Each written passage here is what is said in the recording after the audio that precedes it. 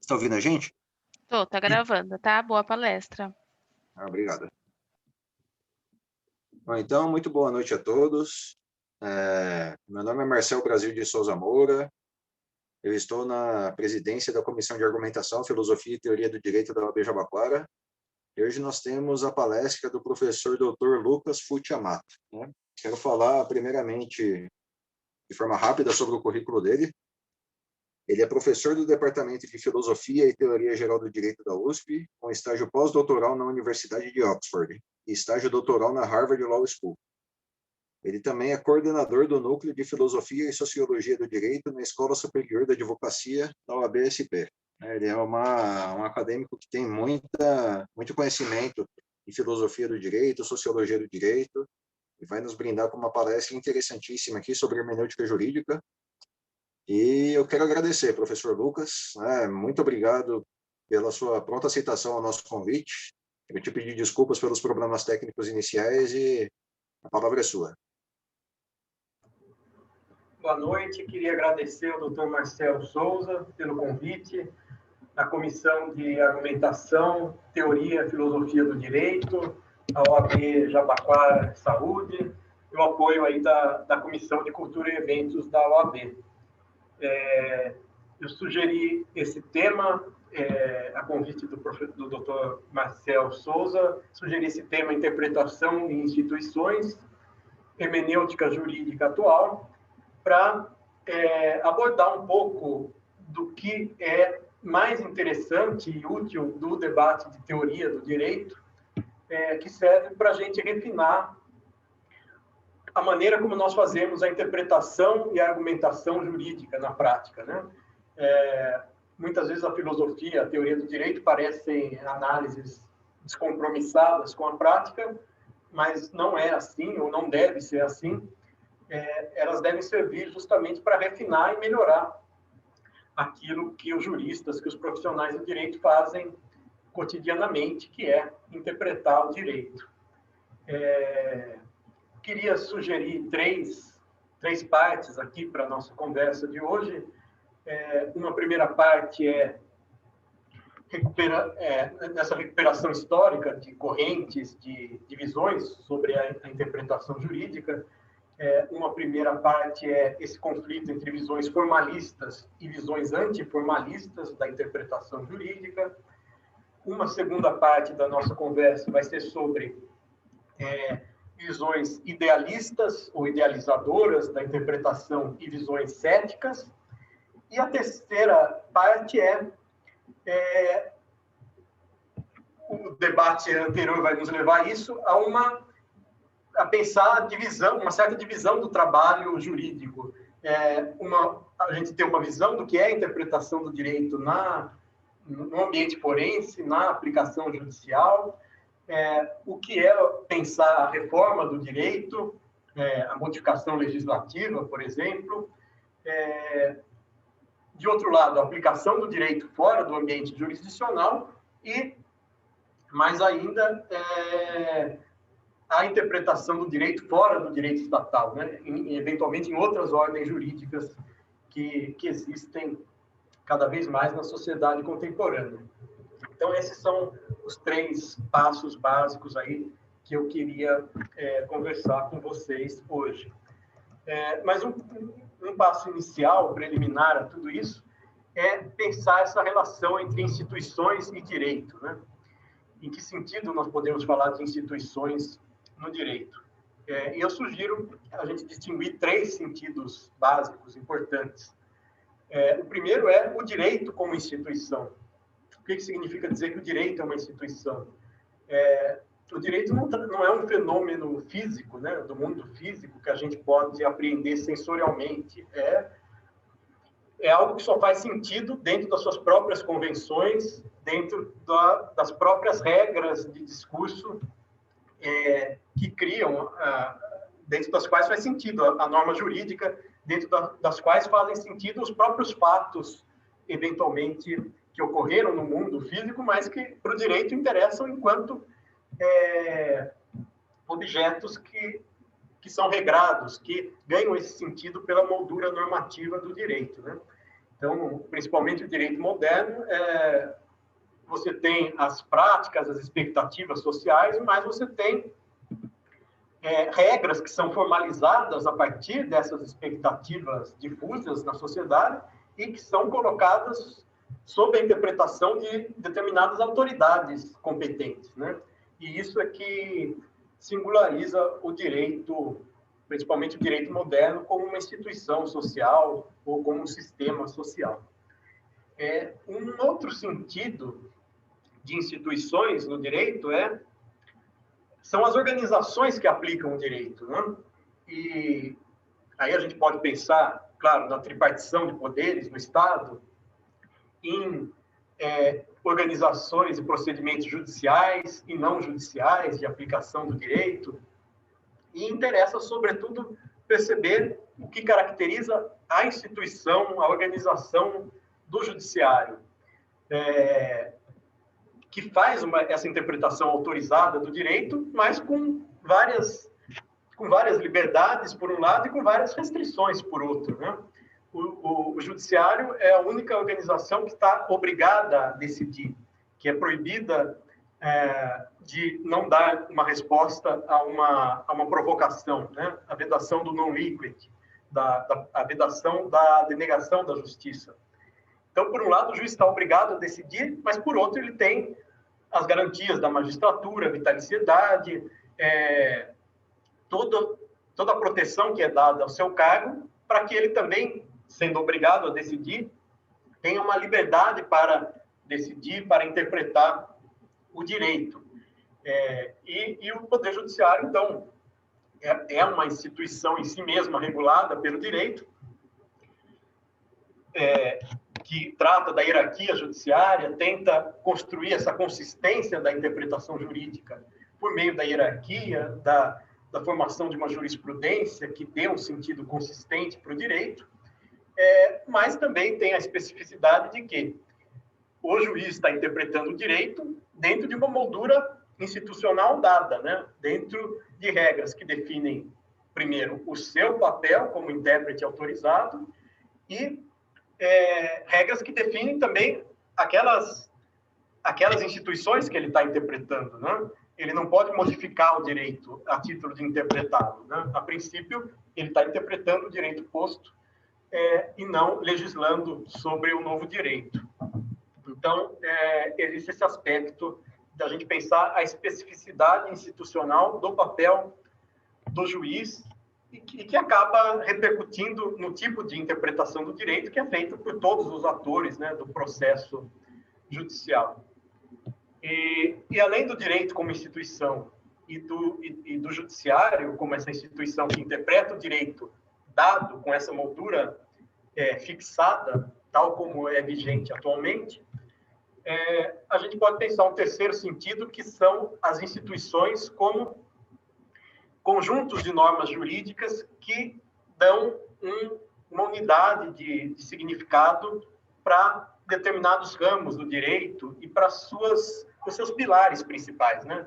Então, o federalismo como uma instituição, a separação de poderes, os direitos fundamentais, a propriedade, o contrato, todos esses pilares conceituais do sistema jurídico e no fundo, são conjuntos de normas jurídicas que regulam a vida em sociedade, né? Então, pensar as instituições como esses agregados de normas que criam certos setores com o seu próprio sentido, né? Quando você está interpretando, debatendo uma questão de direito público sobre a competência, um conflito de competências entre os estados ou entre o Estado e a União, você tem que fazer o sentido dessas regras dentro de uma concepção de federalismo, né? O federalismo é a grande instituição que está em jogo nesse campo. Se você está interpretando um conflito de direitos reais, eventualmente de propriedade, você tem que pensar no sentido da instituição propriedade. Então, esse é um terceiro sentido relevante desse conceito de instituição no direito. Bom, isso a título um pouco preliminar para o nosso debate. Para a gente entrar nesse primeiro bloco que eu sugeri para a discussão, que é o conflito entre visões formalistas e visões antiformalistas do direito. Bom, nós, no Brasil, somos herdeiros remotos, né, de uma tradição aí do direito romano. O direito romano, que era efetivamente praticado na época da Roma clássica, era um direito muito baseado na equidade, no caso concreto, no exercício da prudência, dessa sabedoria especial para decidir problemas práticos, que era uma sabedoria identificada com juristas, né? Então, era um raciocínio muito mais problemático e voltado para o caso concreto. Mas acontece que o direito romano foi compilado a mando do Justiniano, lá no século V, depois foi organizado um pouco pelos glosadores, pelos comentadores, por volta do ano 1000, e esse direito romano acabou se colocando como uma herança para toda a Europa continental, e, por exemplo, na Alemanha, se usava o direito romano, ainda que não esse direito romano que era praticado, mas que era praticado na época antiga, na Roma antiga, mas sim esse direito romano que já vem um pouco trabalhado pelos intérpretes da Idade Média, por exemplo. Esse direito era uma fonte subsidiária do direito, porque na Alemanha, por exemplo, você ainda não tinha um Estado Nacional unificado. E o que aconteceu, então, foi que no século XIX houve uma recepção do direito romano e os estudiosos, os juristas, começaram a organizar aquilo que era um corpo de casos comentados, glosados, mas ainda muito pouco sistemático. Os juristas romanos da escola histórica começaram a organizar aquilo ao redor de conceitos, ao redor de instituições, justamente. E todo esse trabalho acabou gerando uma organização do direito romano que serviu de modelo para a codificação do direito moderno, por exemplo, na Alemanha, com o Código Civil em 1900. Então, esses juristas da escola histórica queriam recuperar, organizar esse direito romano. O grande líder dessa escola, o Savigny, ele que sistematizou essa ideia das técnicas de interpretação do direito, a técnica gramatical, a técnica lógica, a interpretação sistemática, mas ele era contra a codificação.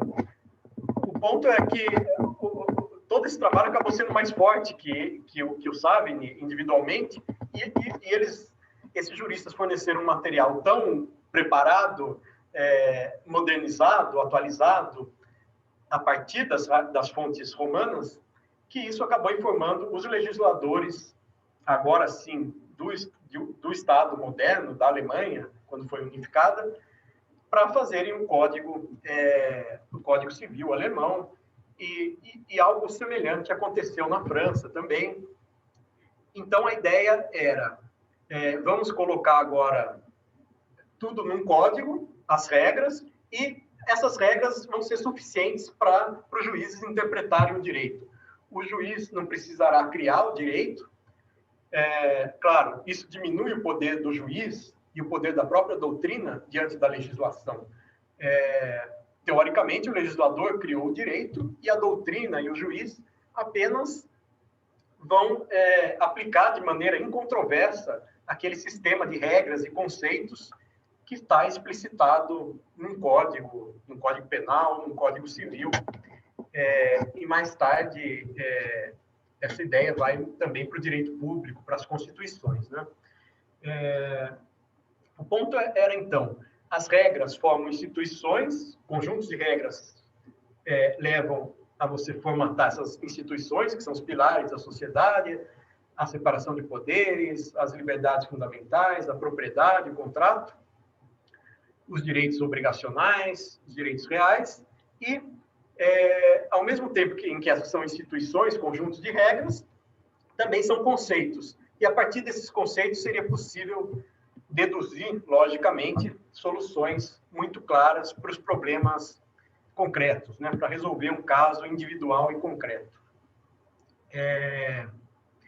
Só que isso começou a ser submetido à crítica já no finalzinho do século XIX, começo do século XX, por juristas que perceberam que apesar de você ter as regras explicitadas pela jurisprudência, ou principalmente pelos códigos, apesar de você ter a doutrina dizendo que ela está apenas explicando essas regras explícitas nos textos das fontes formais de direito, apesar disso tudo, existem outros fatores que, na verdade, justificam ou motivam a decisão judicial, né?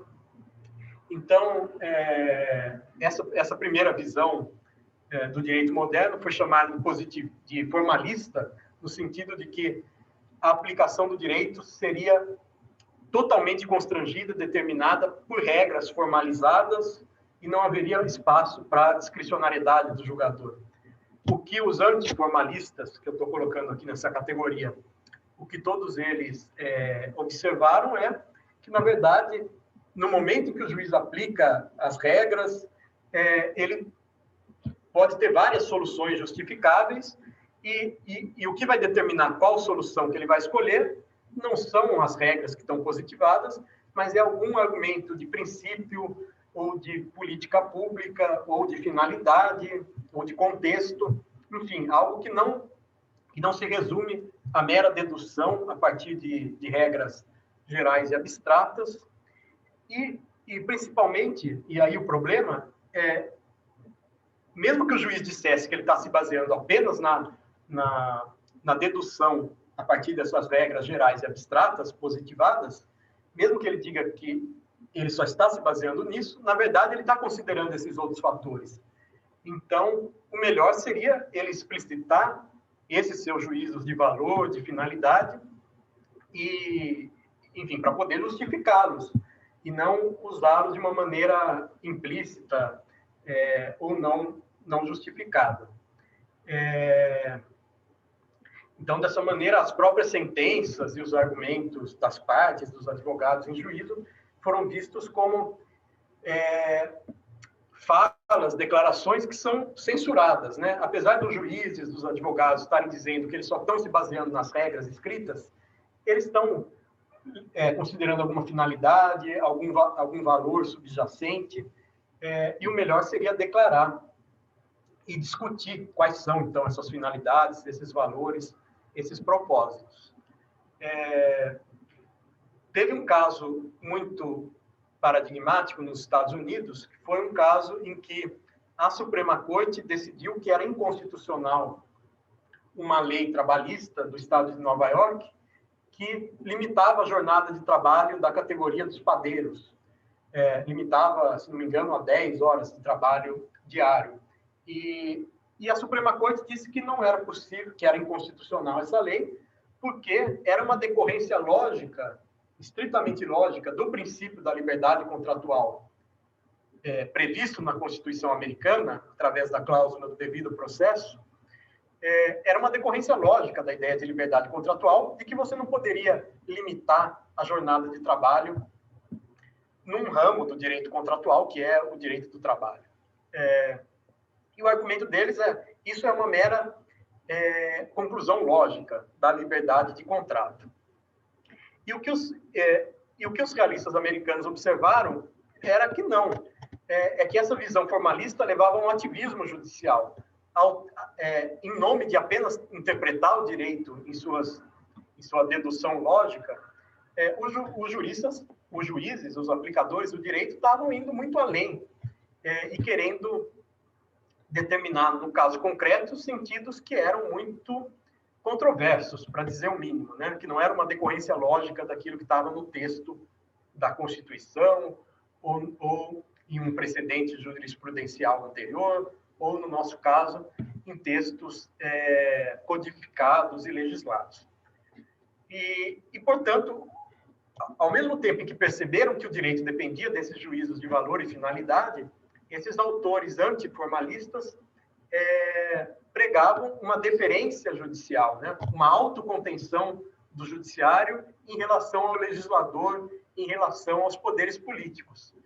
Quer dizer, se a lógica não é capaz de determinar todas as soluções jurídicas, se há algum espaço para controvérsia, para discricionariedade, é melhor que o juiz tenha deferência ao legislador, quer dizer, não deixe não vede como inconstitucional, por exemplo, uma lei que resolva que, no caso do contrato de trabalho, é possível impor essa limitação legal à jornada de trabalho, para ficar no exemplo que eu comentei.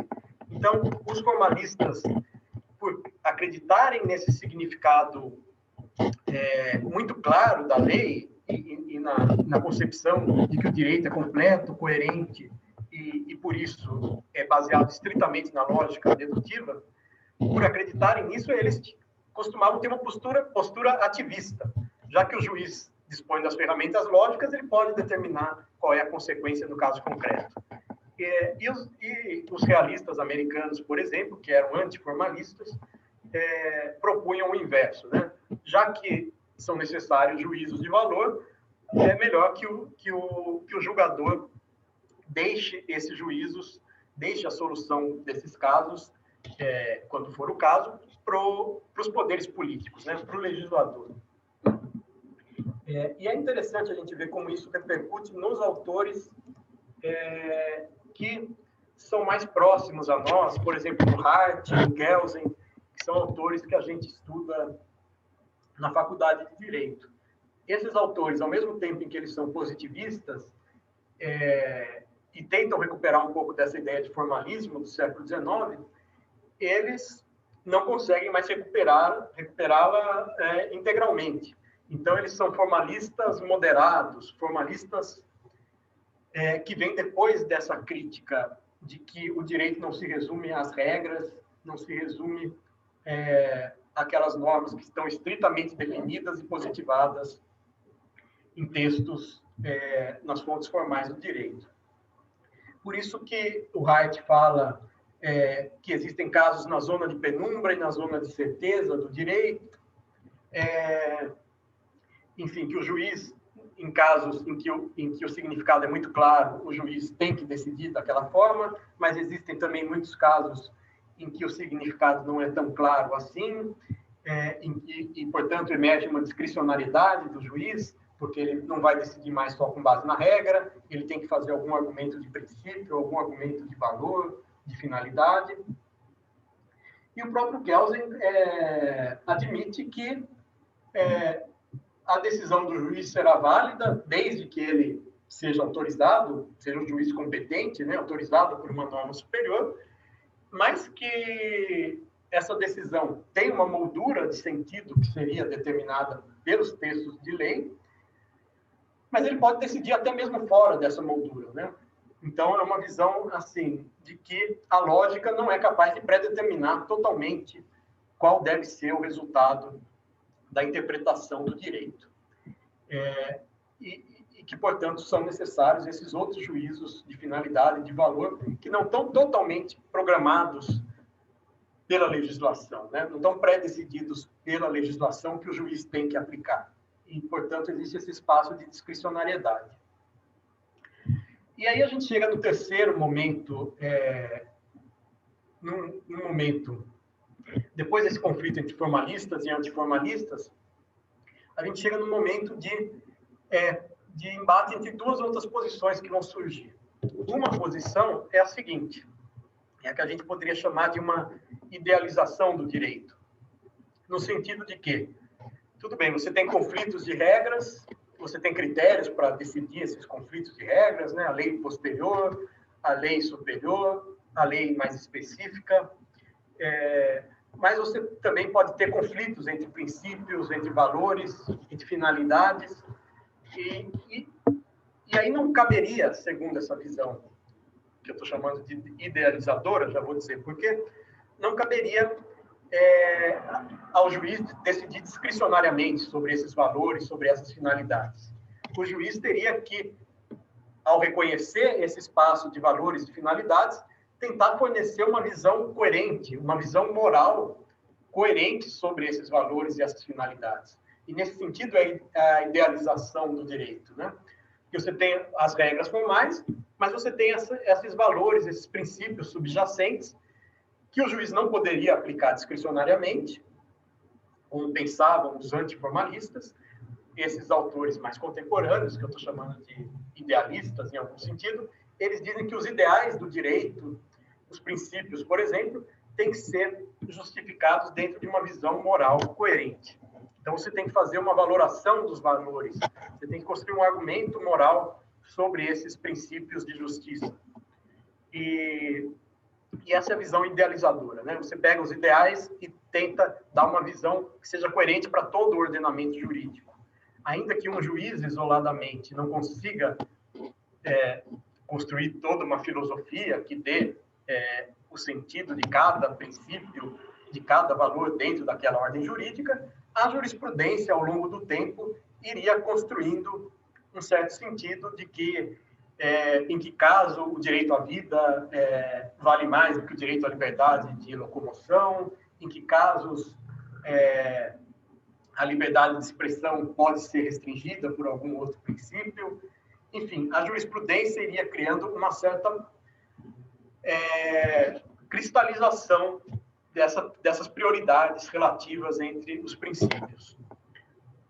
Ocorre que essas visões também são objeto de crítica por aquilo que eu estou chamando de visões céticas sobre a interpretação do direito. O que essas visões céticas dizem? Primeiro, como já pensaram os anteriores, o direito realmente não se resume às regras formais, não se limita a uma inferência dedutiva. Mas também, quando você vai valorar esses valores, né, decidir o que é que vale mais, que princípio deve ter um peso maior do que outro, você entra num campo que não é possível você ter um debate puramente racional, puramente jurídico, sobre qual valor deve prevalecer sobre outro. Isso entraria na esfera, segundo esses céticos, na esfera já do argumento político, da ideologia, né? O que é a valoração de valores? É a ideologia. Dependendo da ideologia do juiz, ele vai dar preferência às liberdades em detrimento de direitos de igualdade ou vice-versa. Então, é uma visão cética sobre a medida em que é possível ao juiz, aos advogados, àqueles que estão interpretando o direito positivo, chegarem a um argumento puramente racional sobre valores, princípios, finalidades.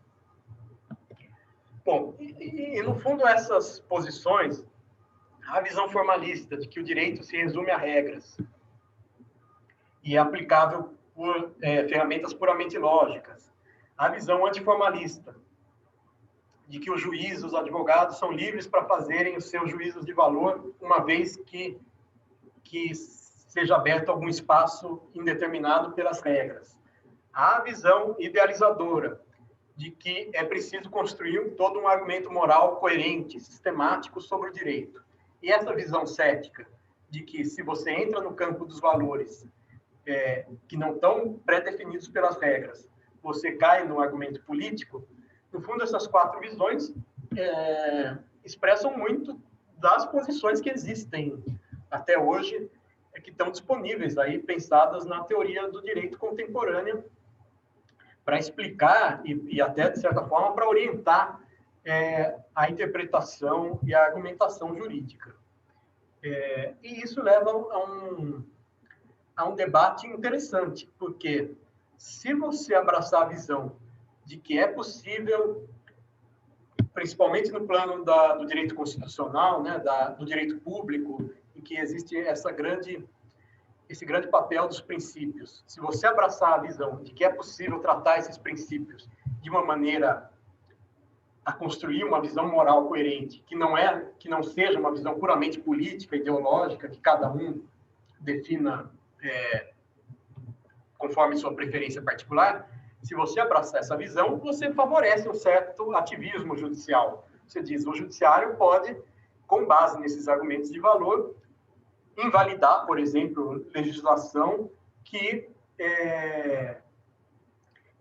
tome certas opções valorativas.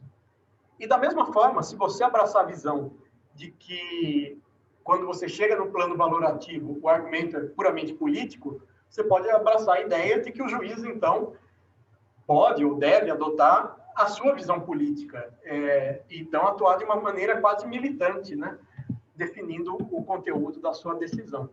Então, essas duas posições extremas, né, de que o argumento valorativo é puramente determinado racionalmente, ou de que ele é pura preferência política, subjetiva, ideológica, os dois argumentos favorecem um certo ativismo judicial.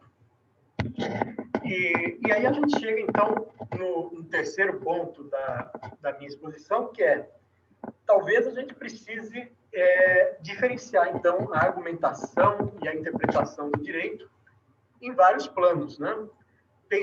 Pensando naquela ideia das instituições como as organizações e os procedimentos que aplicam o direito.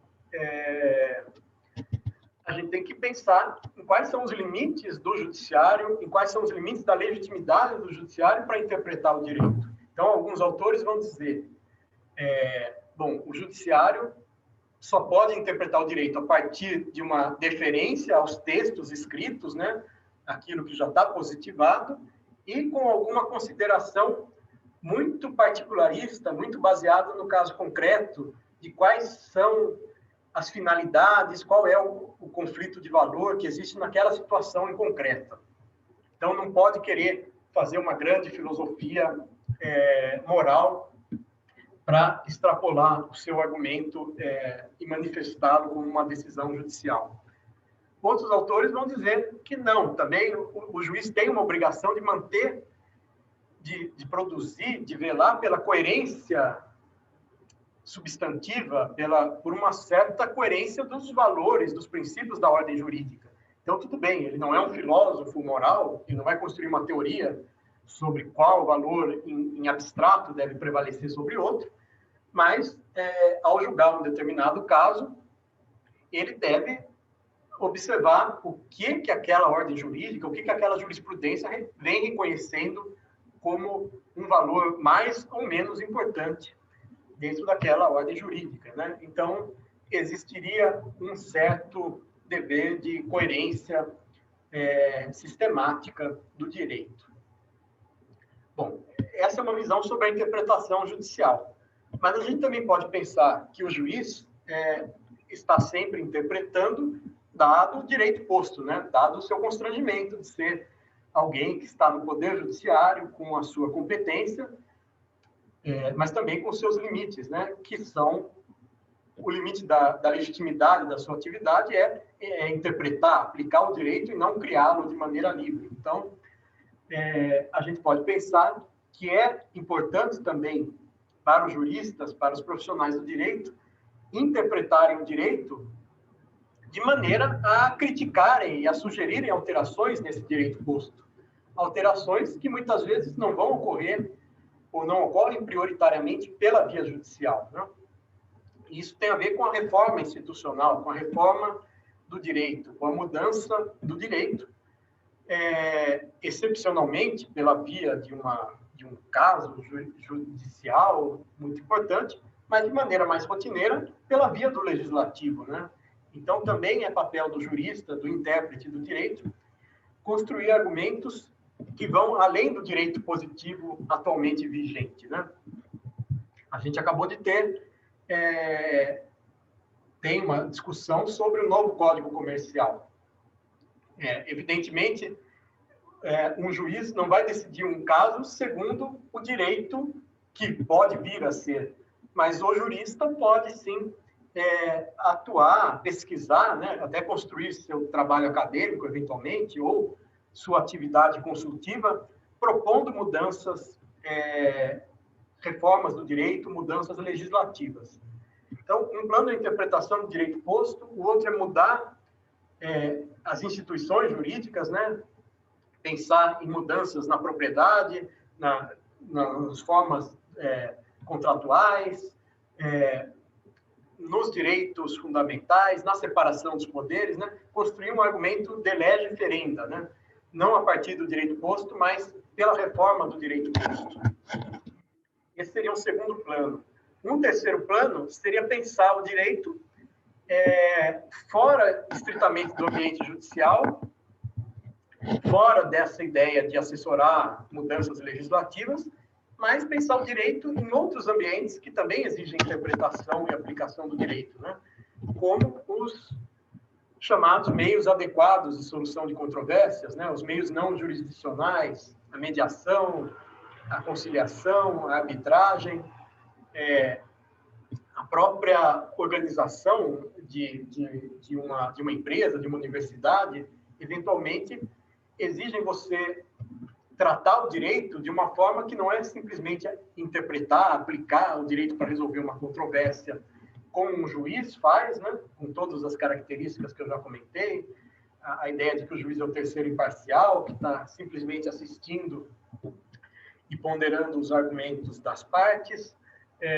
Na mediação, na conciliação, esse papel de quem vai decidir é um pouco diferente. Então, a interpretação do direito pode ter as suas especificidades. Na arbitragem também, eventualmente você pode ter, na arbitragem, argumentos que são mais técnicos, mais econômicos, por exemplo, do que aqueles argumentos que são exigidos no judiciário, que está preocupado, em primeiro lugar, com a consistência do direito estatal. Então, pensar essas várias arenas de interpretação do direito e de decisão sobre o direito. E, claro, aí um quarto plano é interpretar o direito dentro de outras ordens jurídicas, né? Hoje em dia, muitos problemas são tratados pelo direito estatal, mas também por outras ordens que interferem sobre os mesmos problemas e muitas vezes você vai ter um outro tipo de argumentação para tratar dessas ordens, né? Se você está tratando de contratos internacionais, um certo direito transnacional do comércio, você vai ter uma outra ordem jurídica com outros argumentos que são relevantes para tratar daquele tema, diferentes dos argumentos do direito comercial brasileiro. E também no direito público, você pode ter conflitos de direitos fundamentais com pessoas que estão submetidas à ordem jurídica brasileira, mas também estão submetidas à sua ordem jurídica autóctone, por exemplo, os povos indígenas do Brasil.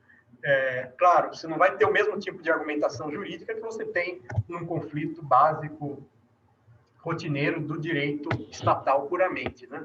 Então, também é preciso ter essa preparação para, eventualmente, lidar com o conflito entre ordens jurídicas diferentes que clamam por diferentes tipos de argumentos, argumentos às vezes mais técnicos, às vezes mais econômicos, às vezes mais baseados no caso específico, em seu contexto específico, diferente dos argumentos, em geral, do direito estatal, que devem ter essa deferência maior para com os textos, para com as fontes formais do direito, ainda que se abra algum espaço aí para juízos de valor, para argumentos mais substantivos, né? Inclusive para uma argumentação moral.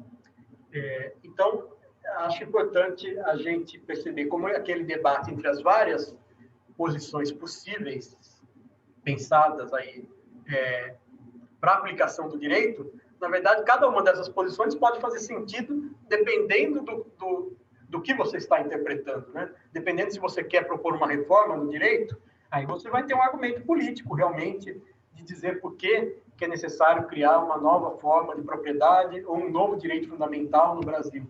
Aí você pode ter um argumento político e propor essa reforma jurídica. Se você está interpretando um direito posto, só faz sentido você ir até um certo grau de interpretação desses valores, dessas finalidades, porque esse juízo, no fim das contas, cabe aos poderes políticos. Se você está interpretando um conflito que envolve várias ordens jurídicas, perceber isso, essa diferença de estilos e de tipos de argumentos em cada uma delas. Então, parece que, enfim, não quero dizer que todas aquelas posições sejam válidas por si só, mas elas, em diferentes arenas, em diferentes momentos, em situações de interpretação do direito, cada uma delas pode fazer mais ou menos sentido, né? E nesse sentido é que, para fechar aí o tema da nossa conversa de hoje, nesse sentido é que a interpretação do direito, ao mesmo tempo que ela é regulada pelo direito, que é uma instituição, cada estilo de interpretação faz sentido dentro de cada ambiente institucional, cada esfera de decisão, e conforme cada instituição que você está interpretando, né? Se você está interpretando direito público em um conflito federativo, se você está interpretando uma questão de direito contratual. Então, perceber um pouco essa variação desse repertório que existe dos argumentos jurídicos e dessa relação entre ser mais deferente, mais preso aos textos, às palavras da lei, ou poder fazer juízos mais abertos aí de valores e de finalidades, extrapolando um pouco aquilo que é definido nas fontes formais do direito. Então, acho que isso fecha um pouco essa visão ampliada da argumentação e da interpretação jurídica dentro do ambiente jurisdicional e, eventualmente, em outros ambientes também, em que existe interpretação do direito e em que atuam os profissionais do direito, né? Era isso que eu queria, essas ideias que eu queria comentar com vocês, e queria abrir agora, passar de volta a palavra para o Dr. Marcel Souza e abrir para algum comentário, alguma questão aí que vocês queiram comentar. Muito obrigado. Não, professor, nós que agradecemos, muito interessante, né? Vamos aguardar, né, o nosso público perguntar pelo chat, mas primeiro a consideração que eu gostaria de fazer gostei do seu apontamento sobre a reformulação do direito, né?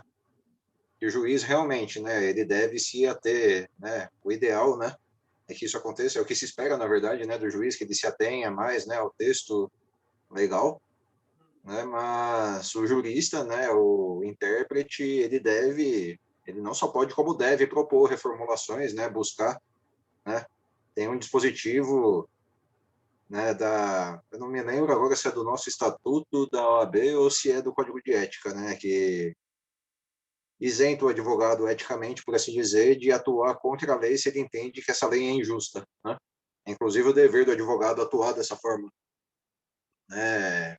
De forma a reformular, né? Tem muita gente que a questão das súmulas, né, dos entendimentos simulados por STJ, STF, para muitas pessoas tem esse tabu, né? Fala, poxa, mas é um entendimento simulado, você vai contra? Eu falo, se eu entender que essa decisão é equivocada, né? Perfeito, não tem problema nenhum em eu trabalhar contra, desde que eu trabalhe fundamentadamente, né?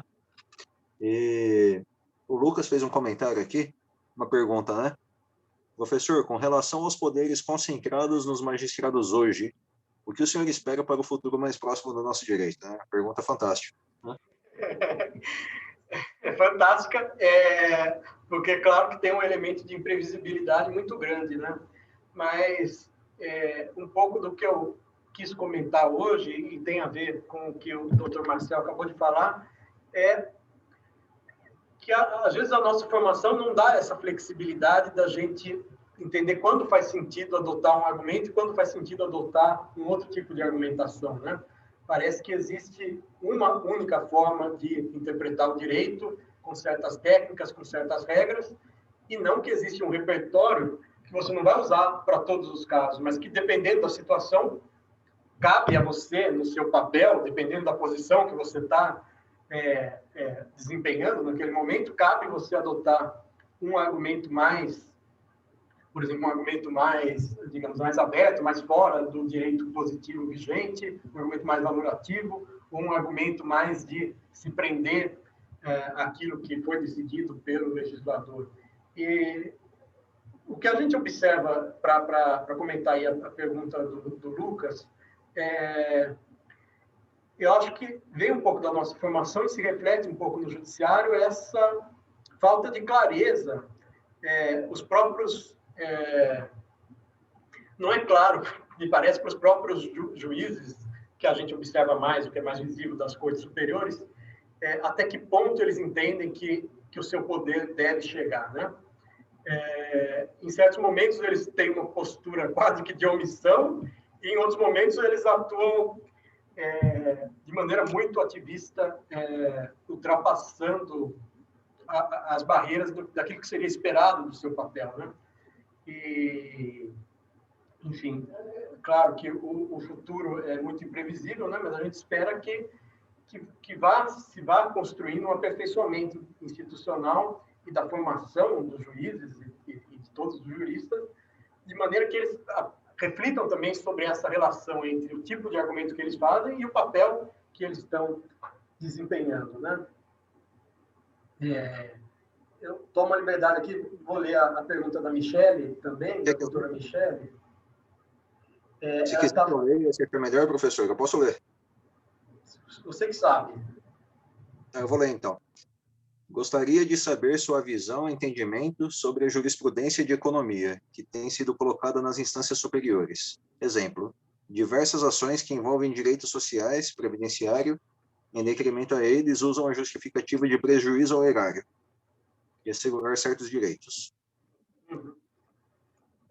Bom, é sempre complicado você adotar um argumento que não está totalmente programado, digamos, pré-decidido pelo legislador, né? E o argumento econômico é um deles. O argumento moral é outro, o argumento da conveniência política é outro tipo de argumento.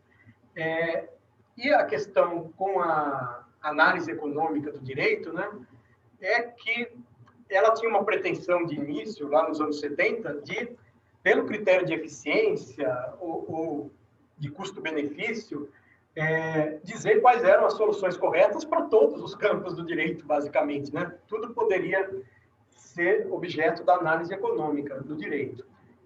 E a verdade é que essa pretensão foi desacreditada pelos próprios autores principais dessa corrente, né, que foram submetidos a muita crítica, e acabaram admitindo que, tudo bem, a eficiência, em muitos casos, faz sentido, é um valor que o juiz, por exemplo, tem que considerar, mas jamais é o valor único que existe, que pode conduzir qualquer juízo sobre um ordenamento jurídico, né? Então, nesse exemplo dos direitos sociais, é claro que existem todos aqueles argumentos do mínimo existencial, por um lado, e, por outro lado, dos limites do erário público, né? Me foge o termo aqui que é usado para falar desses limites do erário público, né? Existe um princípio que sempre se invoca. Sim, tem esse lado, mas tem o outro lado de que você tem que dar algum sentido jurídico para aquele direito que está positivado na Constituição e que, eventualmente, está até atribuído em concreto àquela pessoa, né? Você não pode, a título de dar de um valor de eficiência econômica, desconhecer aquilo que o próprio direito legitimou como expectativa, né? A expectativa de um direito social. Não dá para hierarquizar dessa forma, de que o argumento econômico seria determinante de qualquer outro. É um argumento a mais que tem que ser considerado, no caso, em concorrência, né, em conflito com um outro direito, eventualmente, que está sendo afirmado e que pode superar essa restrição colocada. É claro que a gente tem o problema da judicialização de demandas individuais, né, sobre direito à saúde, por exemplo, que realmente coloca um problema de que os direitos sociais estão previstos para serem implementados em primeiro passo por meio das políticas públicas, né? Então, o judiciário teria um papel mais subsidiário de controlar a efetividade dessas políticas públicas e menos um papel de tratar esses direitos sociais como direitos individuais, né?